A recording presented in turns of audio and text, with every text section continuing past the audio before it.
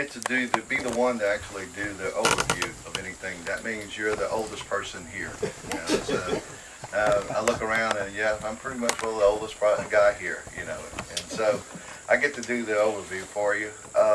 And basically, it really ties into Mississippi quite closely, because when you start and look back at what's been going on for, say, call it short rotation woody crops or dedicated energy crops, really had its beginning in the South at Stoneville, Mississippi.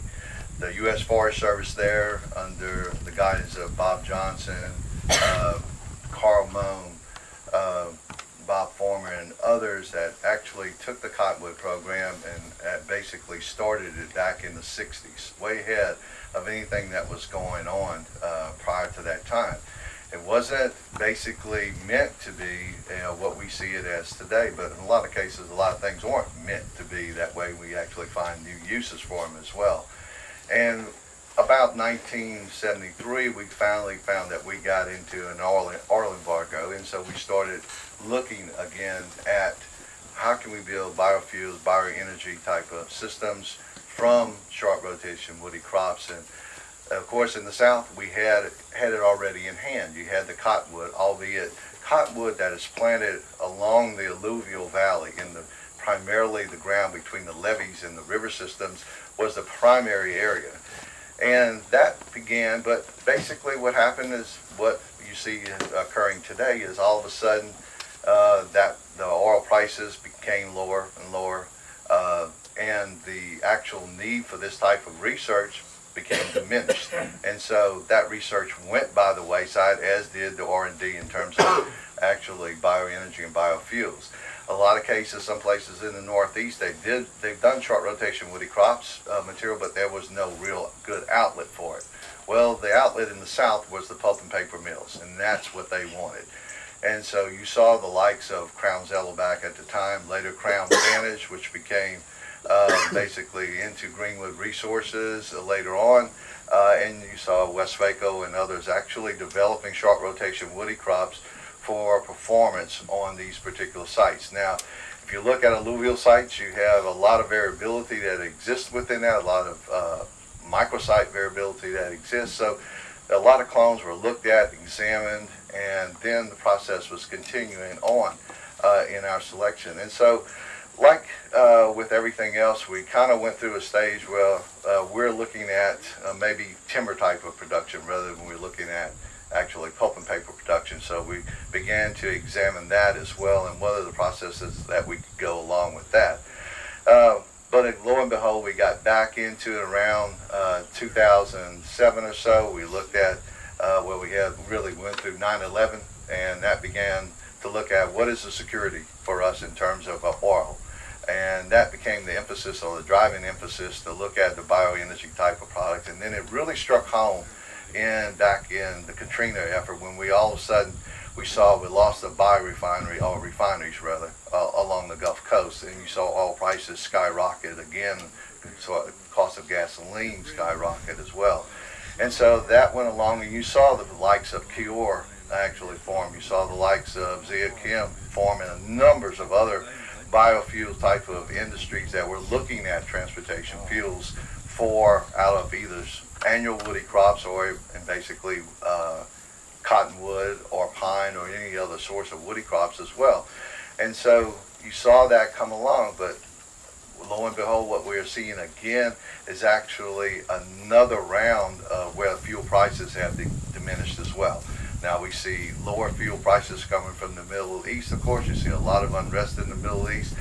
But what you also see within the U.S. is now we can see or extraction techniques that they didn't have back 30, 40 years ago. Now we're going back to the old oil wells, and then we're extracting all that oil from those old oil wells. And now we introduce fracking methods, tar sand type of extractions, and others. So there's a lot of material that goes in, but the wild card in this whole process has been greenhouse gas emissions and how that is affecting the actual global climate change problems that we situate. We see that today that a lot of our force is looking at pellet mill productions that is taken away from. We've lost a lot of our pulp and paper production to overseas, such as Brazil and other areas, and that is being sort of replaced by the biomass market and pellet type of market, and it's all shipped overseas, and that particular overseas market is looking at lowering CO2 emissions from their coal generation power plants to meet the Kyoto Protocol that they basically said they were going to meet way back when. So then we're looking at all these fuel prices or lower fuel prices coming about, and so now the emphasis, the interest in biofuels and biomass is actually waned to a great extent. But we're still looking at what happens with the new EPA ruling regulations. How is that going to affect our coal-fired plants, power plants as well? Where do we lower our carbon footprint in the U.S.? So it's all tied up in a legislation sort of aspect. So looking away from that, we need to look at how to grow the biomass ourselves extremely rapidly, get quality type of feedstock that can go into a second generation biofuel systems eventually down the road, and produce both the transportation fuels and other aspects that we need, other higher end quality type of products that we need. Short rotation woody crops, at least when I was at Westvaco, we never planted much on the upland material till about 1998 and 1999, but in the alluvial bottoms, you're producing about 17 tons per acre per year is what you're capable of doing on actual clonal production, and that was an 8-year rotation. We started at a 12-year rotation when I first got to Westvaco, and we looked at production, and production was about 8 green tons per acre per year on that. A lot of that dealt with what a lot of what you're seeing out here today in the deltoides was poor rootability characteristics of our material. And so we took a very long time to actually look and get those individual clones that have the very highest performing rooting characteristics they want for eastern cottonwood. Eastern cottonwood does not root as easily as the hybrid poplar does. The hybrid poplar problem that we're facing, and we will face this here as well, is what clones are actually resistant to the various diseases that exist in this area. We look at septoria as being the main disease. We have, as Rich said before in the first little talk, that we have material planted for 4 years now up in Pontotoc, Mississippi, and we're about 100 miles from the alluvial floodplain there. And we're beginning to see septoria on that. Eastern cottonwood, of course, is resistant to septoria. We know that many of the hybrid poplars that we have are not resistant to septoria. Can we find those individuals that are resistant? Can we breed that basically into our hybrid poplars so that we're actually capitalizing on the hybrid vigor that we can see from the hybrid poplar? That's one of the key things out here you're looking at, is the hybrid vigor of the poplars that we're looking versus the actual straight eastern cottonwood clones that we have. We're typically, what our program at Mississippi State is focused on breeding within eastern cottonwood itself. We don't really look at too much of the hybrid poplar. We feel that is basically, first of all, we get the very best clones, and then when we find this particular individual that is superior and resistant to the septoria or other diseases that we want, then we can breed our better material into that. So we're taking the process of setting the base population up first for that hybridization later on. Of course, in the Pacific Northwest, they looked at the hybrid vigor that they've gotten both from the Japanese poplar as well as from Niagara populations as well.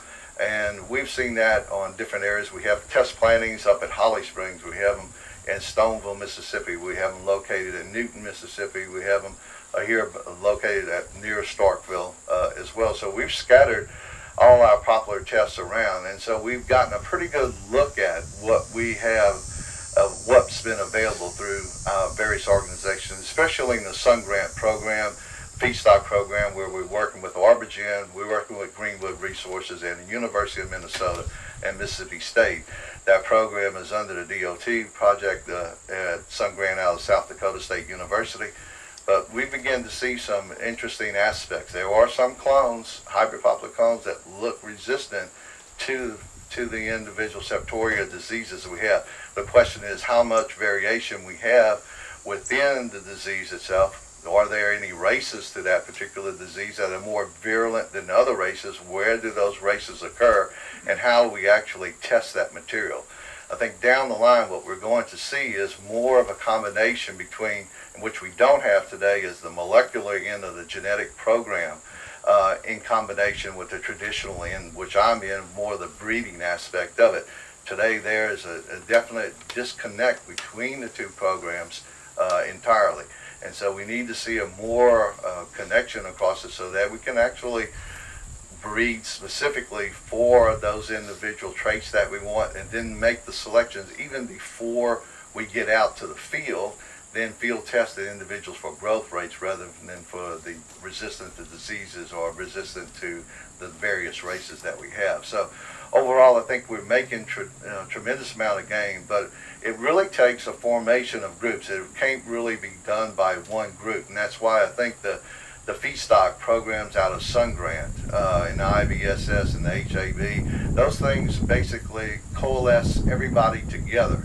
All the interesting experts that we have, all their innovations that they have, and draw that together, and we have a much better chance of actually succeeding to where we'd like to go than actually just one out of Mississippi State, one out of Greenwood, and one out of Origin. So together I think it's a very much enhanced type of program for us overall.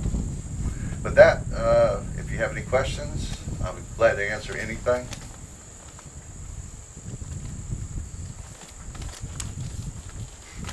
Yeah, Glenn. Randy, just emphasize to people that you're not talking about any weird science or Franken-trees, moving genes around at this point. We're just exploiting the natural, God-given diversity within populace.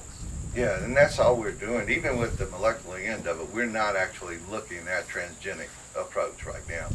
You're at that stage, though. You're at the stage where you can actually insert genes into, if you wanted to. We do not have any forestry that's deregulated in the U.S., nor do I think we'll probably even our lifetime see a deregulated tree. I would think if you're going to do anything, if you see any deregulation, it would be in the bioenergy type of market. If you're going to do that, that would provide tremendous cost reduction in establishment. What you see in here, the silvicultural treatments that you saw here are very costly. Get this material. The material grows rapidly, but it can't keep up with the weeds. If the weeds were left alone out here, we would not have a plantation out here at all. So a simple insertion of a gene, like a herbicide resistance, that would, and only for bioenergy purposes, that would be a tremendous cost saving in terms of establishment. And you would knock it down from your average out here is probably going to be somewhere as close to $200 per acre out here, which is very high. If you had an HOR gene in it, you're probably then looking at establishment costs of maybe $40, $50 at the most. And so that's a tremendous amount of savings that you could have.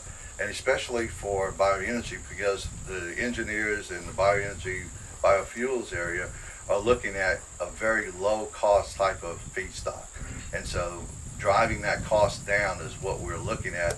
Enhancing the growth rates is one aspect, but if we can get the herbicide resistance, would be better. Now the molecular techniques that we need to take care of, or the positive assorted mating designs that we need, and then looking at mass or marker aided selections that we do from our progeny, where we can actually look at the actual alleles of it and see if they carry those alleles or those markers in there, and we can weed out those individuals that we know did not carry those markers. That saves us time and effort in actually the field testing end of it. But it doesn't lower the cost, basically, of your operational type of program. So eventually that has to come down. And so in my way of thinking, the transgenics is a necessary way to go in that, and these are big, huge PR type of push to do it, because it's going to be an uphill battle all the way in terms of those genes. Any other questions? Thank you, appreciate it.